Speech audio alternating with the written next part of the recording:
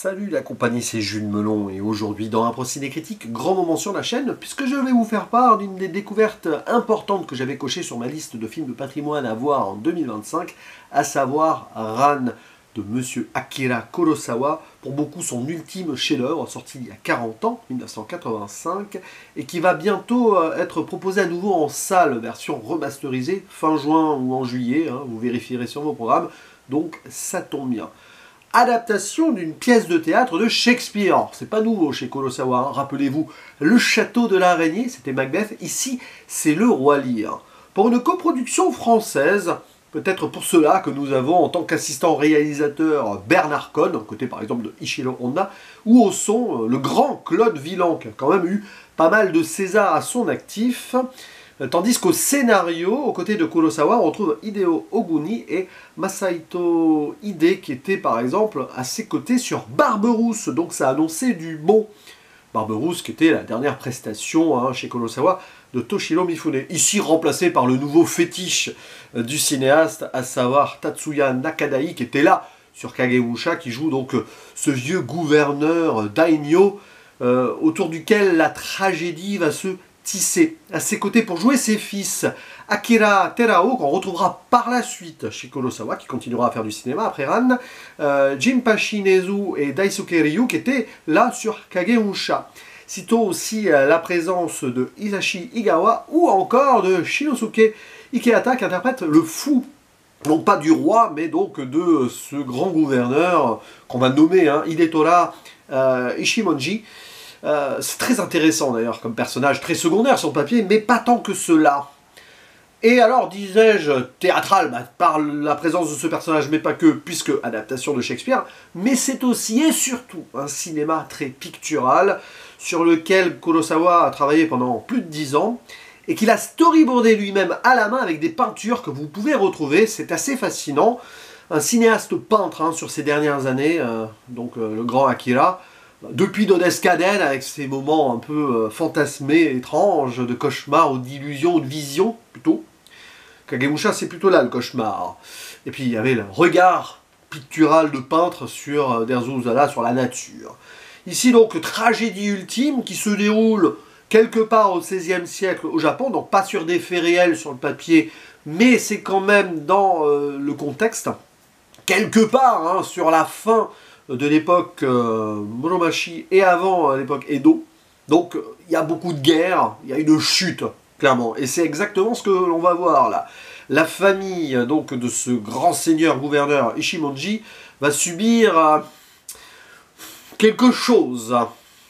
Donc un vieux monsieur qui commence à battre de l'aile, peut-être mentalement et physiquement, qui décide, sur le papier, donc, de céder un petit peu ses terres, ses châteaux, à ses 3 fils. En gros, il veut prendre sa retraite, je simplifie. Malgré un dernier exploit que l'on voit au début, lors d'une partie de chasse où il arrive à tuer un vieux sanglier. Vieux sanglier, c'est un peu son allégorie, sa chair est trop dure, on ne le mangera pas. Lui, il est peut-être trop dur comme le père, voilà, comme le père qu'il est, ou pas. Mais ce qui est sûr, c'est qu'on voit déjà une sorte d'ironie du sort qui va être, on va dire, avec le destin et le retour du passé, l'une des grandes thématiques de ce film, qui est dans la droite lignée de Kagemusha, qui était déjà une sorte de chute. On jouait déjà sur la mort. Bon, la mort, elle va être partout, là, puisque quand il va séparer un petit peu ses terres avec ses 3 fils, ceux-ci vont peut-être pas forcément s'entendre. Et aussi, se confronter au père, qui leur laisse une sorte d'héritage, pas forcément facile à prendre en main. Donc c'est l'aîné qui prend tout, mais il y a le plus jeune qui a été plus ou moins dégagé par le père. Il y a tout un jeu là-dessus, sans compter les épouses, alors des 2 premiers fils surtout. La première étant très ambitieuse, jouée par Mieko Harada, tandis que la deuxième, interprétée par Yoshiko Miyazaki, tiens, ça ne s'invente pas, qui s'appelle Sue, a fait une forme de rédemption et a pardonné, grâce à la religion, les bouddhistes, à son beau-père. Ouais, parce que forcément, il y a eu des mariages faits avec des filles de victimes d'autres clans autour. Gros bazar absolu, c'est le chaos. D'où le titre Ran, c'est ça que ça veut dire en japonais. Et donc, descente aux enfers absolue d'un père qui va voir son héritage s'écrouler et les fantômes du passé se rappeler à lui. Parce que pour arriver là où il était, il a commis beaucoup de crimes. Et derrière la vengeance, autant donc de ceux qui ont subi que peut-être venus du ciel, avec ses plans souvent sur les nuages, etc. Tout ça va s'abattre en termes tragiques absolus sur donc sa destinée finale. Et il n'attend que la mort, mais celle-ci va avoir du mal à arriver, évidemment. Il doit être témoin clairement de ce qu'il a subi et de subir en retour. C'est magistral. Et c'est magistral déjà, de toute façon. Alors, sur la narration globale, tout ça, bien sûr, c'est vraiment une pièce de théâtre portée au cinéma, mais alors dans des grands espaces. Génialissime aussi sur la forme. Parce que celle-ci épouse complètement, on va dire, la folie, la tragédie, cette hantise absolue, avec, alors là, évidemment, plus que jamais, hein, un Tatsuya Nakadai hyper habité qui a un rôle à la Kagemusha, oui. En plus, il en avait deux rôles là, dans ce film. Où cette idée de tromper la mort ou pas, justement, parce que Kagemusha, c'est un imposteur qui poursuivait, on va dire, l'héritage de quelqu'un qui était mort en se faisant passer pour lui. Enfin, forcé, mais bon. Là, c'est quelqu'un qui veut à tout prix tout lâcher et arriver à la mort, mais c'est pas possible. Donc c'est une sorte de retournement ici. Et alors, oui, le faciès qu'il va porter, la folie dans laquelle il va tomber, sans spoiler, hein, pour l'instant, je fais peut-être une zone spoiler, peut-être pour la fin, bon, vite fait, hein. C'est génialissime. Évidemment, c'est le théâtre à la fois donc shakespearien et japonais. Vous avez un mix des deux, c'est grandiose sur ce point. Et il décuple tous les moyens mis à disposition, Kurosawa, pour porter à l'écran ses visions, vraiment, de peintre cinéaste. Tout ce qui est storyboardé, il fallait le mettre en scène. Alors, il y a plusieurs chefs-op hein, qui opèrent, forcément. Et alors, le jeu sur les couleurs, le jeu sur le côté crépusculaire, très gris aussi, forcément, de ces nuages dans le ciel qui vont cacher parfois le soleil quand les moments les plus violents vont apparaître. Et cette fascination de regarder vers le haut, par la caméra, mais par les yeux aussi, de ce personnage principal qui convoque presque finalement la foudre des dieux. C'est passionnant ça, on a l'impression qu'il veut se faire abattre. Hein. Oui, bah, punissez-moi, ouais, mais oui, tu vas être puni, mais pas par la mort. Enfin, du moins, ce qui va lui arriver, c'est pire que la mort. Il voit ses enfants se déchirer, et aussi lui en vouloir, plein de choses.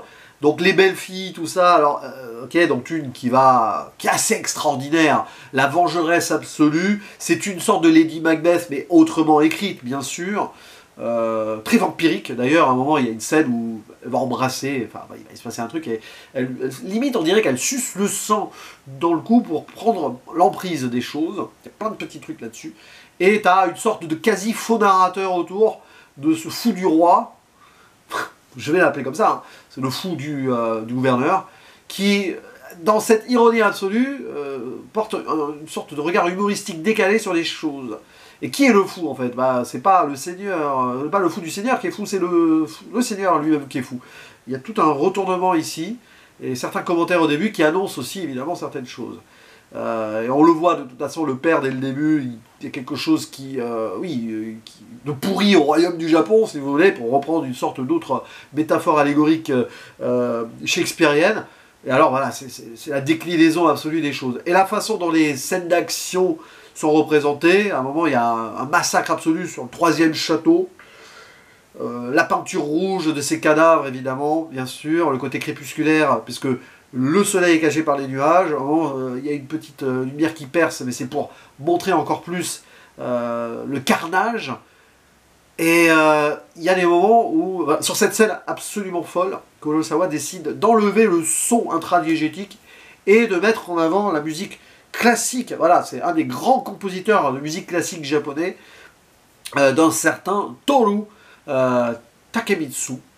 Et à un moment comme ça de grandiose, c'est presque opératique, c'est-à-dire que c'est un cinéma qui est à la fois théâtral, pictural, peinture, et opératique. Voilà.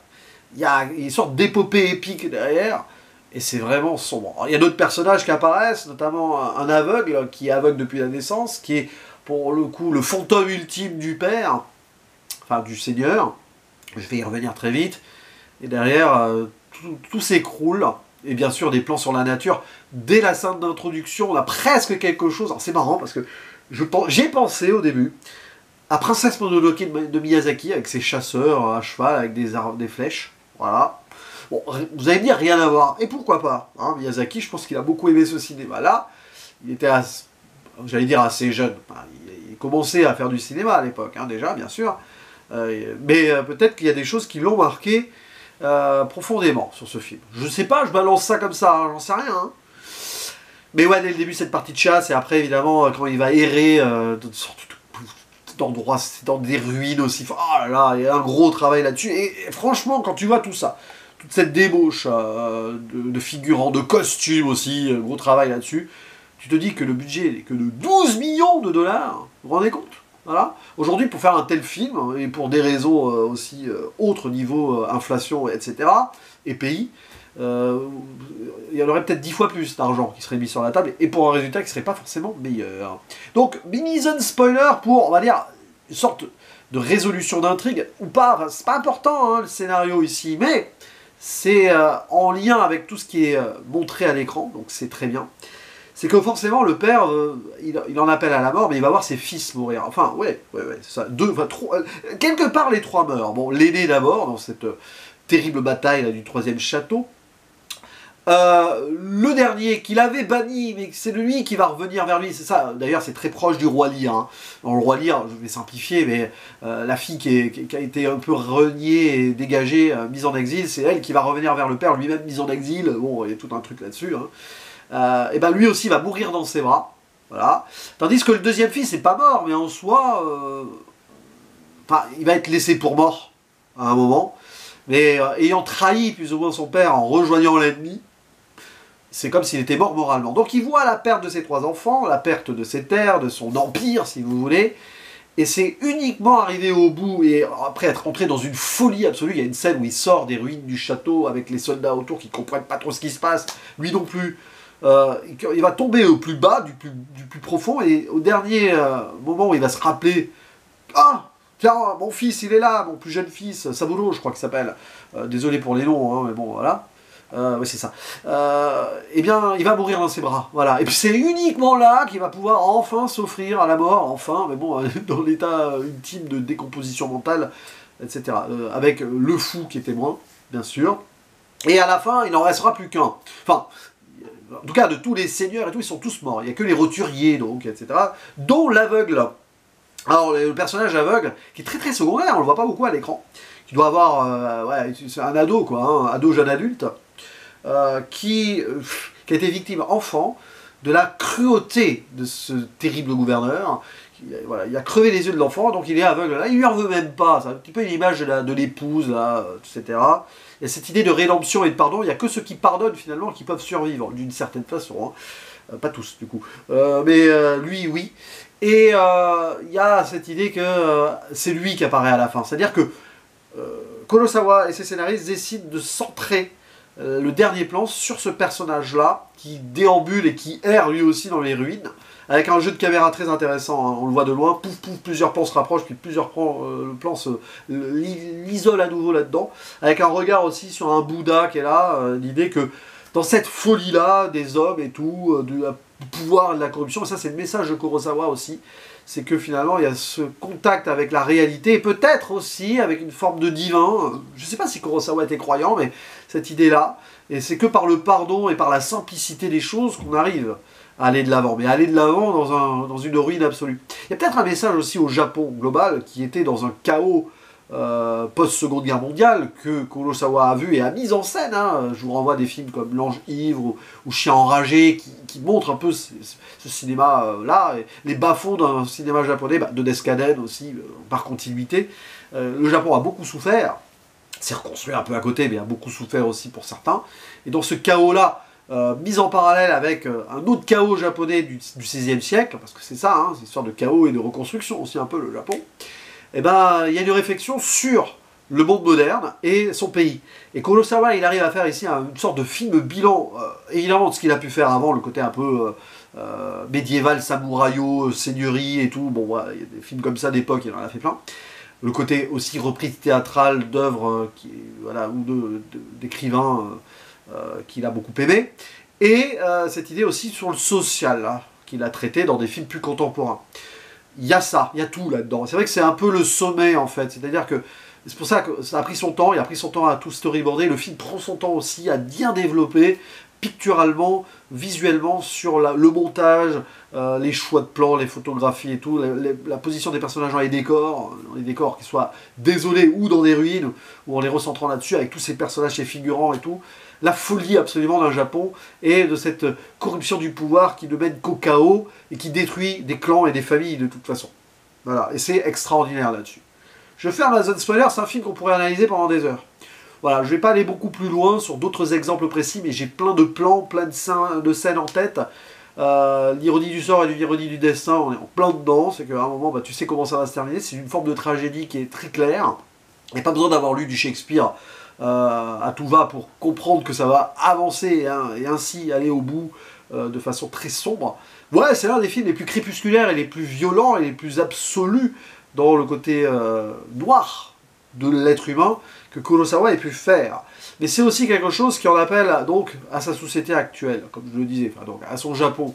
Et là-dessus, vous pouvez voir le film de plusieurs points de vue, soit en termes de regard historique, soit en termes purement œuvre artistique, évidemment, et sa narration qui va avec, soit aussi le regard d'un cinéaste sur donc sa carrière et ce qu'il a vu de son Japon. Il y a tout ça là-dessus qui se marie parfaitement bien, avec des performances formidables, très théâtrales, bien sûr, mais quand même, avec ce choix des couleurs, ce choix aussi de jouer sur les éclairages venus du ciel avant tout, et ces nuages qui s'amoncellent et qui repartent et qui reviennent, et qui de toute façon nous font nous dire, nous, êtres humains, qu'on est peu de choses face au destin et face à l'immensité de ce monde, d'une certaine manière. Et qu'on soit croyant ou non, de toute façon, après, hein, ce destin, le fatum absolu. Voilà. Donc il faut voir Ran, évidemment, il va faire partie des grands films que j'ai pu découvrir donc, en cette année 2025 hors nouveauté, cela va sans dire. Et peut-être que je verrai bientôt Aka. Et Aka, c'est quoi Aka? Bah, Aka, c'est le documentaire que Chris Marker a tourné, lors, une sorte de making-of documentaire si vous voulez, à l'époque, donc il était sur place. Peut-être pour ça aussi qu'il y a des fonds français, ce qui a permis à Chris Marker d'être sur place, j'en sais rien, il était quand même un grand fan du Japon, déjà on le voit dans Sans Soleil. Voilà, bref, tout ça pour dire que foncez voir Ran, là s'il ressort à la fin du mois ou en juillet, ou voyez-le en DVD, Blu-ray, etc. bien sûr, et n'hésitez pas à dire en commentaire ce que vous en avez pensé, ou si vous le connaissez déjà par cœur, complétez ce que j'ai pu dire ou ne pas dire, voilà, tout simplement. Et je vous dis à la prochaine, ciao.